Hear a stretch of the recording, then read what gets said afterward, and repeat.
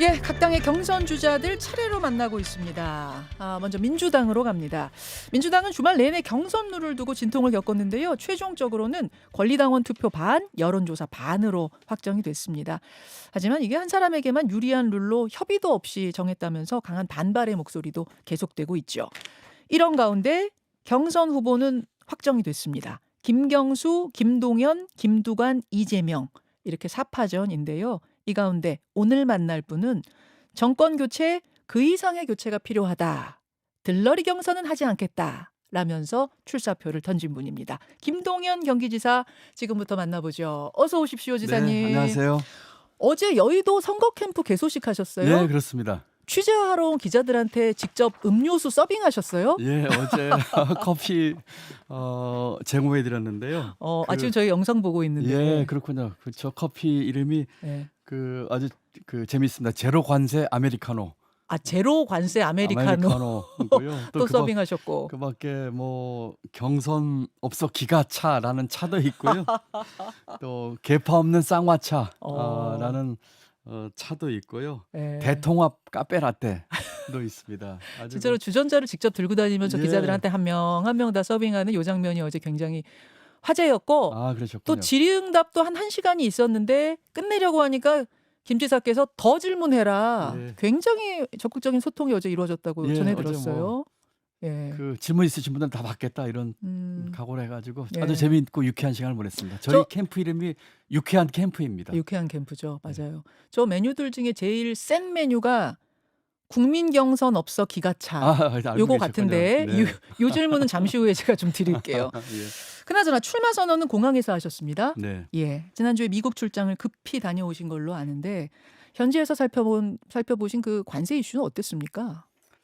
걱정이 많이 됐고요. 그렇지만 결론적으로는 길이 보였습니다. 어, 잘 대처하면 충분히 우리가 대처할 수 있겠다 하는 자신감을 갖고 왔습니다. 그렇습니까? 네. 저희 조금 전에 뉴스연구소에서 관세 얘기했는데 지금 미중 전쟁, 관세 정쟁이 심상치가 않아서 우리도 좀 난처한 거 아닌가 싶은데 해결책이 보이던가요? 네, 저는 이제 자동차 관세에 이제 고통받는 업체들 이야기를 듣고 예. 사실 경선 기간 짧은 기간인데도 제가 2박 4일이라는 시간을 투자해서 다녀왔습니다. 가서 이제 미시간 주지사도 만나고 예. 아시다시피 미시간주는 자동차 주입니다.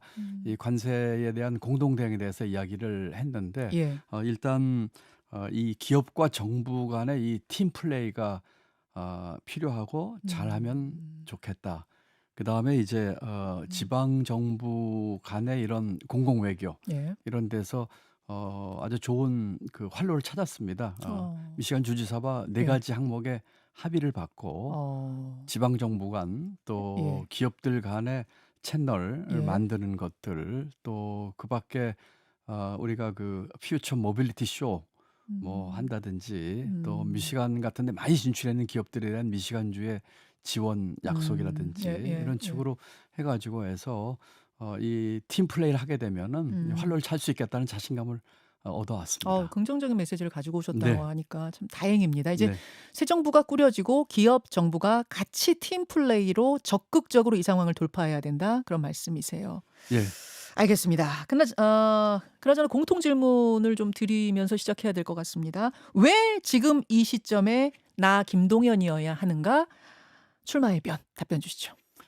이번 선거는 대한민국이 새로운 대한민국으로 가느냐 아니면은 못 가느냐, 과거로 회귀하느냐, 미래로 가느냐, 5공화국으로 가느냐, 제7공화국으로 가느냐 하는 아주 중대한 기로라고 생각을 합니다. 그래서 이번에는 정권 교체 그 이상의 예. 교체가 필요하다. 또 조직이나 또 구태의연한 선거가 아닌 비전과 정책으로 승부하겠다. 그런 각오로 미국 떠나는 공항에서 단철하게 출마 선언을 했습니다. 정권 교체 그 이상의 교체라 하면 어떤 건가요? 말씀드린 것처럼 제7공화국의 문을 열어야 됩니다. 87 체제 이제 시효를 다 했고 끝에 잘못된 것의 끝을 우리가 이제 계엄으로까지 보지 않았습니까? 내란으로까지. 그렇기 때문에 제7공화국 미래로 네. 가는 새로운 대한민국을 만드는 것이 정권 교체 이상의 교체라고 생각합니다. 아하. 그 속에는 이제 뭐 개헌도 있어야 되겠고요. 새로운 음. 경제 틀을 만드는 것도 있어야 되겠고 여러 음. 가지 모아서 새 대한민국 만드는 길에 헌신하고자 출사표를 던졌습니다. 정권 교체 그 이상의 교체, 정치 틀의 교체, 경제 틀의 교체 이걸 내가 이루겠다. 그런 말씀. 그렇습니다. 이제 그 틀을 아예 제7공학으로 바꾸려면 이제 개헌이 필수라는 말씀이신데 4년 중임 분권형 대통령제를 구상하고 계시고요. 총선과 대선의 선거 주기를 맞추기 위해서 이번 대통령의 임기는 3년으로 하겠다. 그래서 제7공화국의 마중물 역할을 내가 하겠다. 그렇게 말씀하셨네요. 네, 예. 그렇습니다. 그럼 이번 대통령의 임기 3년으로 해서 총선, 대선 주기 맞추고 중임제니까 다음번에 다시 기회를 얻을 수 있다. 잘하면 이런 말씀이실까요? 그게 아니고 예.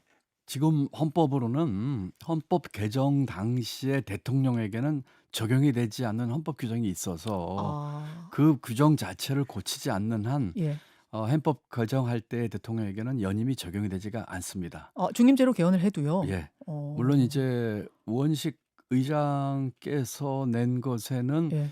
그것을 허용하자는 의견이 좀 들어있었던 걸로 알고 그렇게 있는데 느꼈어요. 만약 그렇게 하게 되면 그 새로 뽑힌 대통령의 그 진정성과 또 새로운 시대를 여는 데 있어서의 자기 헌신과 희생이 의심받을 겁니다. 그렇기 때문에 이제 저는 예. 분권형 4년 중임제 음. 그리고 책임 총리제 음흠. 등을 하면서 임기 단축하고 이번 대통령은 자기가 솔선해서 희생하면서 제7공화국의 문을 여는 마중물 역할을 하자.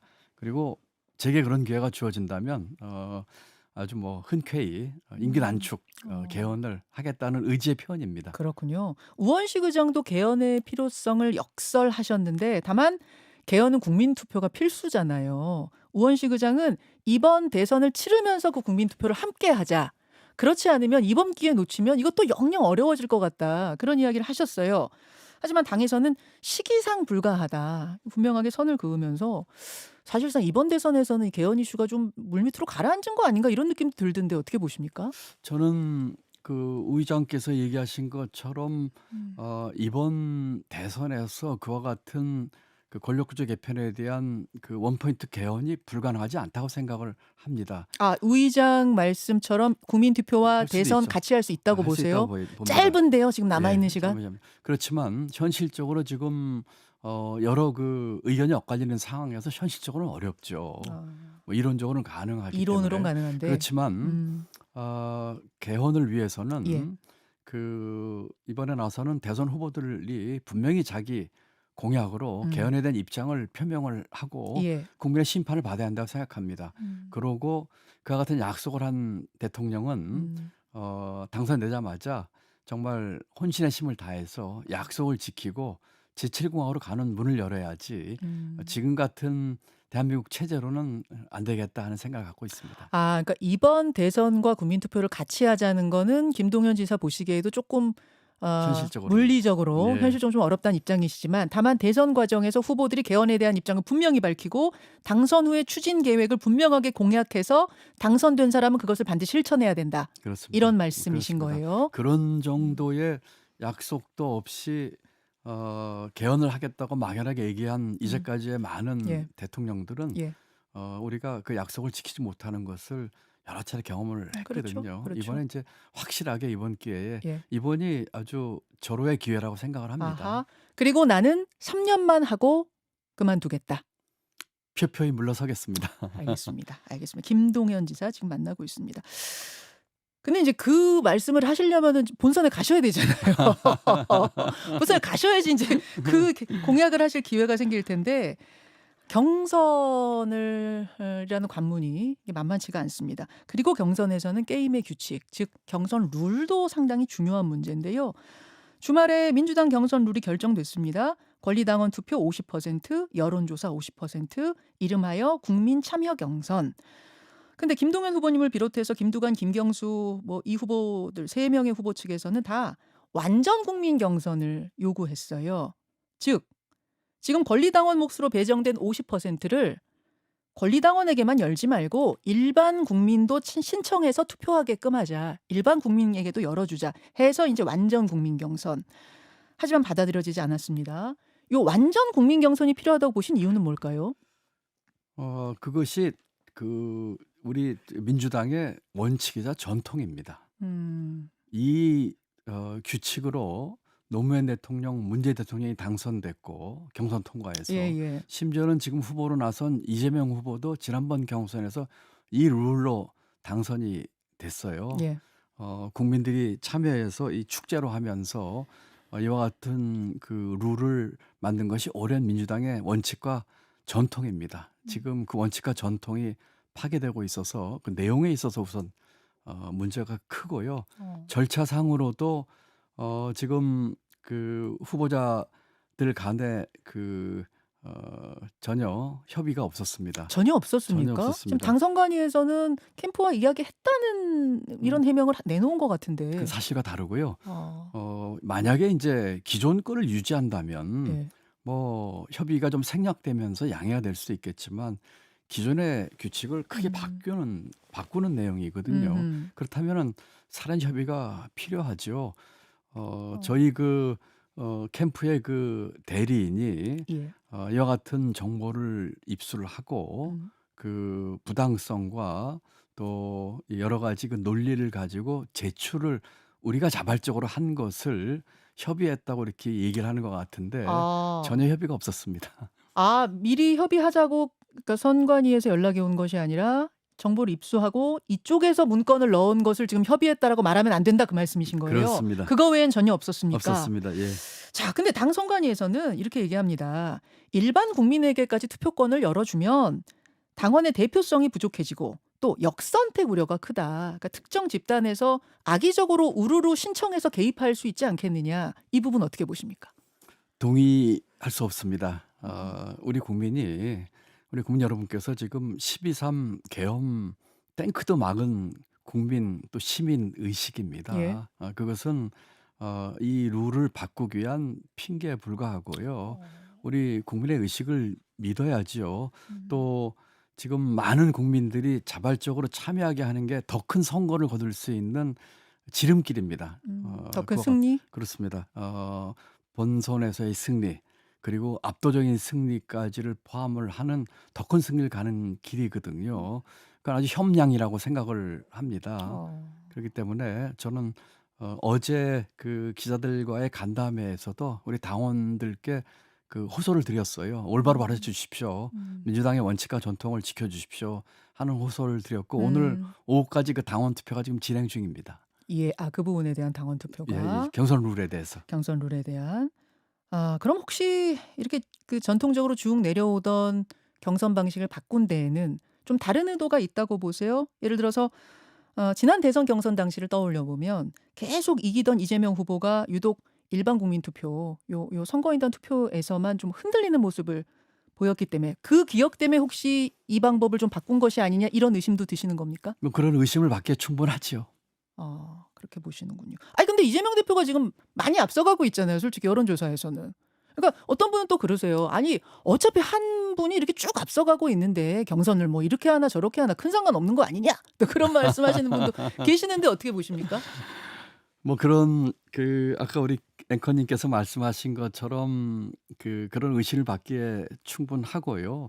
지금 아까 말씀드린 것처럼 제가 더 큰 승리를 얘기를 했거든요. 이것은 제가 모두에 말씀드린 정권교체 이상의 교체를 가기 위해서 꼭 필요한 거예요. 박빙의 승부로 만약에 정권교체가 된다고 하면은 우리 사회가 다시 한번 이 갈등과 대립 구도로 떨어질 겁니다. 그렇기 때문에 민주당부터 지난번 빛의 연대를 제가 여러 차례 얘기를 했거든요. 탄핵에 찬성했던 다양한 우리 정치 세력과 시민 색깔을 포함하는 그런 연대가 꼭 필요하고 새 정부는 민주당만의 정부가 아닌 그와 같은 뭐 연합 정부가 만들어져야 되겠고 이와 같은 경선 룰에서조차 그 다른 후보들을 포용하면서 건전한 경쟁을 하지 못한다면 국민들 눈에 보시기에 아름답지 못할 거예요.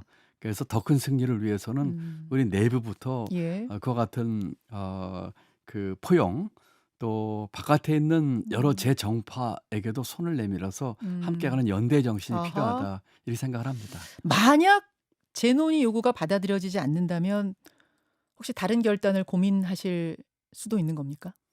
어제 오늘 이 당원 선거 끝날 때까지는 우리 당원 여러분께 호소를 드려서 네.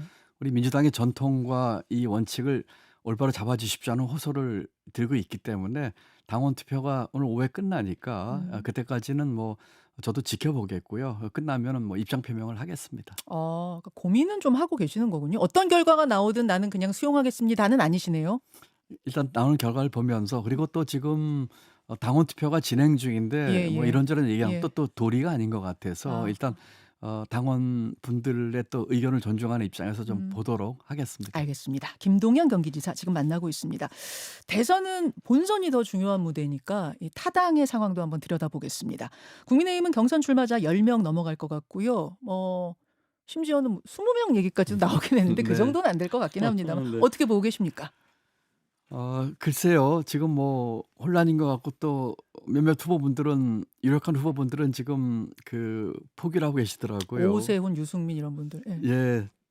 제가 뭐 남의 당 이야기를 하는 거는 뭐 음. 적절치 않겠지만 경제학의 오래된 격언 중에 악화가 양화를 구축한다는 말이 있습니다. 아주 있죠. 유명한 말인데요. 음. 약간 그런 느낌도 좀 들기도 하고요. 어. 왜냐하면 탄핵에 반대 탄핵에 찬성했던 분들이 음. 다 포기를 하고 탄핵에 음. 찬성 내지는 동조하는 분들이 이렇게 기승을 부리는 것을 보고 탄핵에 반대. 예, 예, 탄핵에 예. 반대 예. 하는 분들이 기승을 부리는 걸 보고 이 악화가 양화를 구축하고 있는 게 아닌가 싶은 어허. 생각이 들고 심지어는 제가 알기로는 예. 국힘의 당원 당규에 자신들의 귀책 사유로 이런 보궐선거가 있게 되면은 음. 그 후보를 내지 않는 것으로 알고 있습니다.